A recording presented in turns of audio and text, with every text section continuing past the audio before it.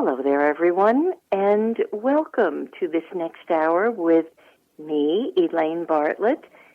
And you and I are about to hold hands and step right on into my lovely, transformative, healing purple portal. So today, I just want you to drop all your stuff, drop everything that's in your mind, drop what's on your shoulders, drop what you've been carrying in your heart, because it's a day for healing. It's a magical day. It's a magical day to return to wholeness. I am still in New Jersey, which is why nobody really got the memo today to tune in and listen. But I do know that many people up here seem to know to tune into the archives afterward on their way home from work or tomorrow morning. The reason it's really challenging up here to get those memos out, I am working so diligently to hold so many hands up here, to bring them into a consciousness, to return them to their natural state of wellness and wholeness.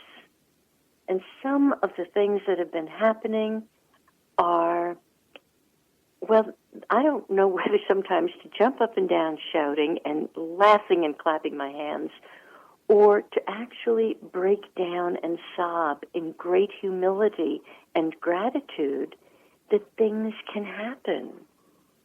So that's why I'm devoting this show to basically a whole transformation for each of you who is listening.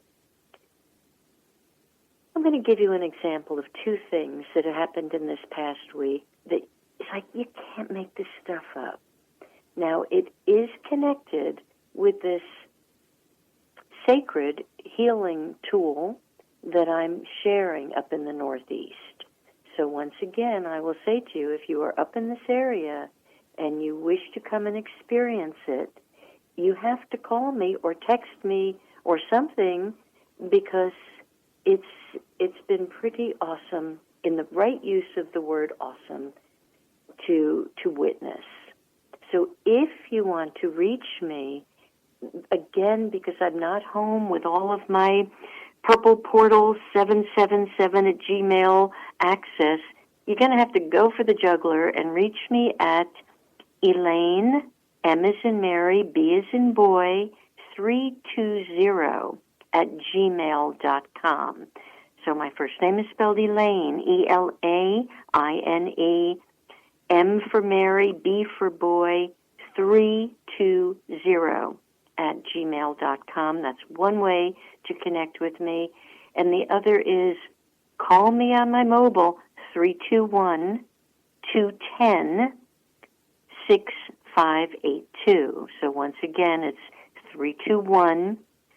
321-210-6582. So let me give you just two little understandings of things that I've seen. All I can do is witness this and go, holy smokes. Last week, a mommy brought her 8-year-old little girl, and this little one, these kids are so lovely. You just have to really revere children in their innocence and in their simplicity and truthfulness. You know, I used to think it was much before after the age of 6, well, then they sort of learn to tell little fibs. But some of these children maintain their innocence almost until 8 and 10 years old, depending on the instruction of mommies and daddies and what these little ones are exposed to. So this little gal comes in, and she'd been here a few times, and she seems to like the hotel I'm staying in. So every time she comes in, she tells me exactly where she thinks her mother and father should be sleeping when they stay over, and where she and her sister should be sleeping. And she's really not made any accounting where I'm supposed to go. But I just chuckle at her simplicity and gentle. Everything is so wonderful. But this day, she wasn't looking so happy. I said to her, oh, darling, what's happened to you? And with that, the fingers go in, and she pulls back both sides of her little cheek, and I knew she had had braces. Any one of you who have had braces, and I'm one of them, I tell you, that was one of the most unpleasant several years of my life.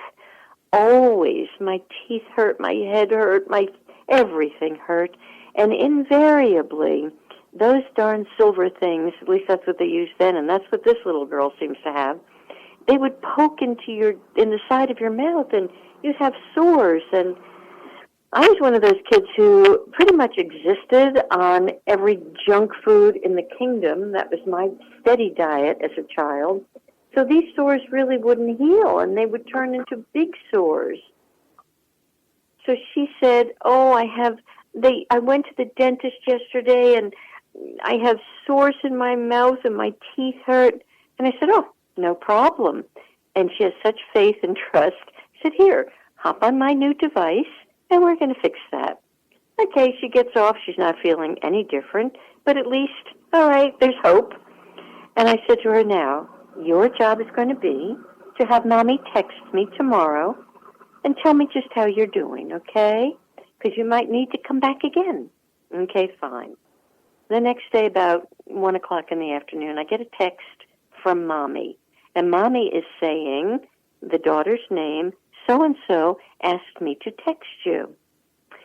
She would like you to know that her teeth don't hurt and the sores are all gone. I thought to myself, if I never do a good deed for anyone else on the planet, I'm good to go, because it was so mind-boggling. But the story continues this week, so she's done. Okay, that's it, at the end of that story. Well, this little girl has a grandmother, and grandmother she's in her early 70s, and the grandmother calls me yesterday. Grandmother's not feeling so well. I'm like, oh, darling, what's wrong? She goes, I was doing my 6 a.m. morning gentle stretching exercises that she does with some 6 o'clock television guru. Gentle stretching, lifting, keeping tummy perfect. And all of a sudden she hears crack, and one of her ribs simply broke. Now, she's like, I don't know that you could do anything. I'm like, oh, of course I can. I'll be over shortly. A couple of hours later, when I got there, I used the same wonderful tool that I've been using up here, and I just applied one of the pieces of it right onto her rib. You don't feel a thing. There's nothing happening except oxygen. Oxygen is what's happening. So oxygen is gently being moved around so that the body can heal. Now, this is all rather new to me. So I've never healed a broken bone. What do I know? It takes 6 to 8 weeks, and I do know from friends who've had broken ribs, it is painful, uncomfortable, and downright miserable. And she was miserable.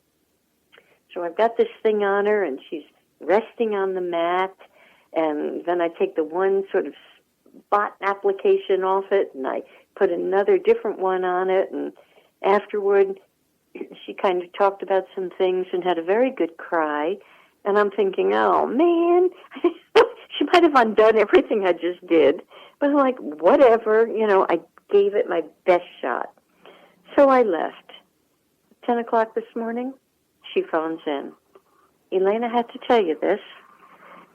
About 2 hours after I left her, it seems that she was speaking to someone on the telephone, and all of a sudden, she felt something happening to her rib, as if it was kind of almost like an onion, like layers, kind of being lifted off. And for a moment, she became frightened because she'd never felt anything like that before. But, and incidentally, she knows very well what a broken rib feels like. Over the years, she's experienced different broken ribs 5 times.